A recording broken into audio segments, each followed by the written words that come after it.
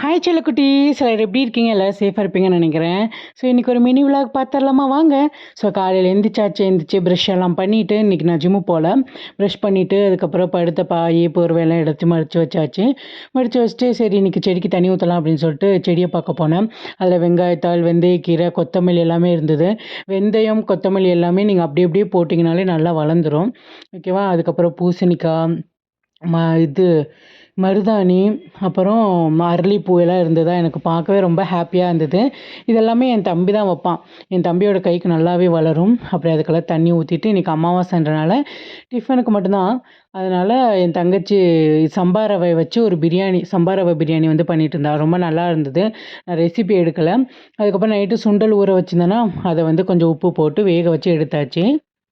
அப்புறம் இது உங்களுக்கு தெரியுமான்னு தெரியல. ஃபேண்ட்டில் வந்து நாடா இல்லை, நாடா புதுசாக போடணும் அப்படின்னீங்கனாலுமே, இந்த பின்னூசி இருக்குல்ல, அதை வச்சு நீங்கள் வந்து இப்படி கொஞ்சம் கொஞ்சமாக கொஞ்சம் கொஞ்சமாக எடுத்து இப்படி இழுத்தீங்கன்னா, உள்ளே வந்து நாடா போயிடும். இதே மாதிரி சுற்றி சுற்றி சுற்றி வந்து எடுக்கணும்.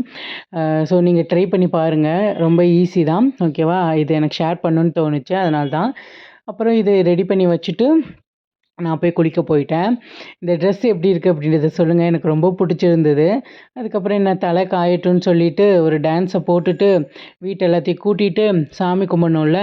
அதுக்கப்புறம் பருப்பு ஊற வச்சுருந்தாங்களா, அந்த பருப்பெல்லாம் அரைச்சி அப்பாட்ட கொடுத்துட்டு சாமி கும்பிடலாங்கும்போது பூ இல்லை. சரி நம்ம செடியில் தான் இருக்கே அப்படின்னு சொல்லிட்டு போய் அரளிப்பூ வந்து பறிச்சுட்டு நம்ம சாமிக்கு வச்சு சாமி கும்பிட வேண்டியதான். எல்லோரும் ஹாப்பியாக இருப்போம், சந்தோஷமாக இருப்போம். எல்லாருமே ஒரு அன்புக்காக தான் ஏங்குறாங்க. முடிஞ்ச அளவுக்கு அன்பை வந்து ஸ்ப்ரெட் பண்ணுங்கள். தனியாக இருக்கவங்கள ரொம்ப கேர் பண்ணி பார்த்துக்கோங்க.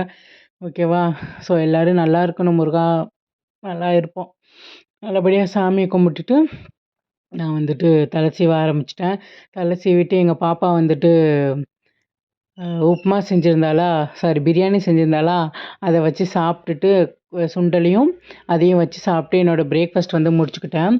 ஸோ ஹாப்பியாக இருங்க செல்லக்குட்டீஸ். எவ்வளோ கஷ்டம் வந்தாலும் பார்த்துக்கலாம். யாரையும் ஹர்ட் பண்ணாமல், நீங்களும் ஹர்ட் ஆகாமல் ஹாப்பியாக சந்தோஷமாக சிரிச்சுட்டே இருங்க.